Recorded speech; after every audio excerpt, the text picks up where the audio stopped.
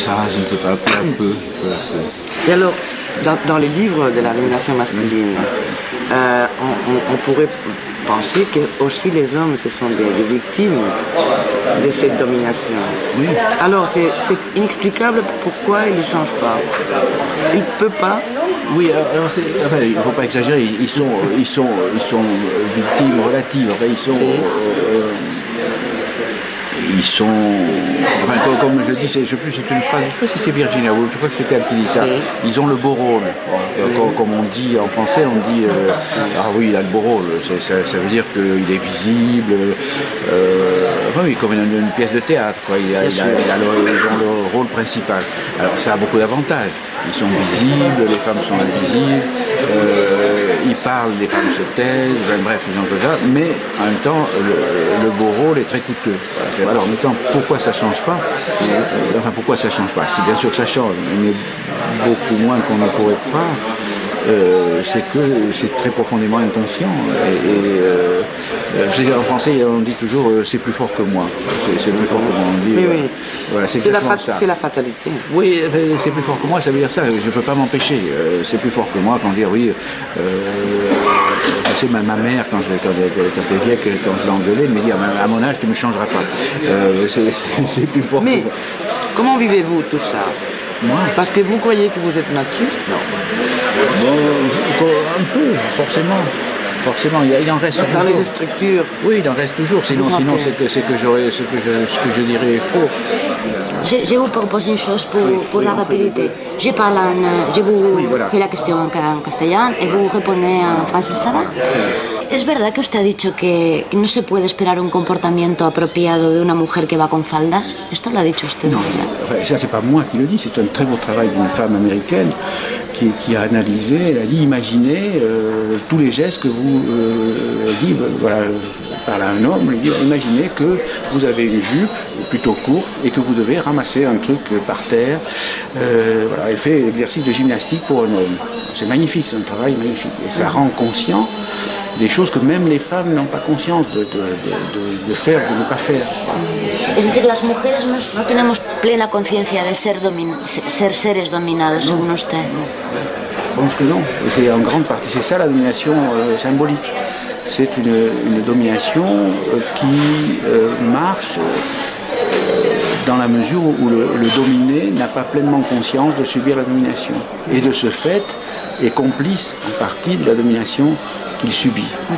Voilà. Señor Bourdieu, en esta estructura, el hombre también debería dar un paso. ¿Usted cree que debe dar un paso?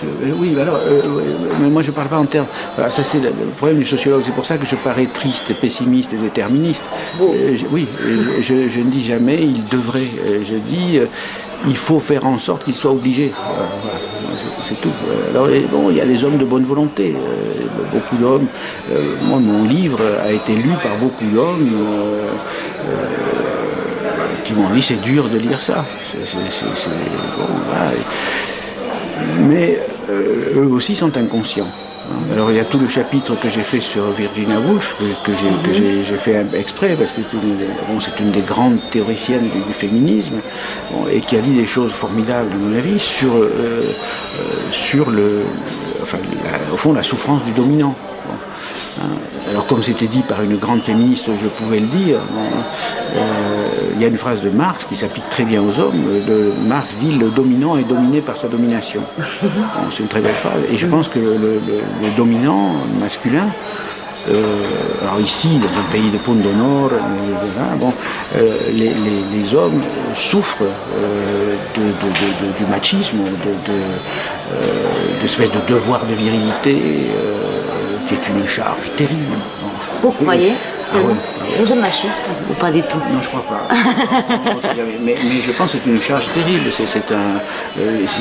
Si on faisait la liste de toutes les choses que les hommes sont obligés de faire vis-à-vis d'eux-mêmes, etc., et qui les embêtent, ça serait énorme. Voilà. La guerre, par exemple. Dans les sociétés archaïques, la guerre, c'est un travail d'homme. Voilà.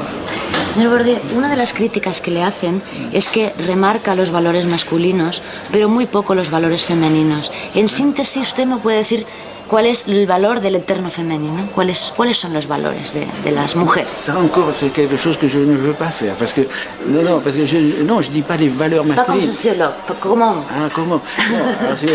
Non, ce qui est très difficile, ça c'est un problème très difficile. Bon, moi j'aime beaucoup ce qu'on appelle les valeurs féminines. Voilà. Mais il ne faut pas oublier qu'elles sont le produit de la domination, en grande partie. Bon, voilà. ¿No hay ningún propio? Si, non, pas dans la nature des femmes. Dans l'état actuel de la situation des femmes, les femmes ont des propriétés qui me sont beaucoup plus sympathiques que celles des hommes. Voilà. À titre personnel, je peux dire ça. Propriété. Des propriétés, des caractéristiques.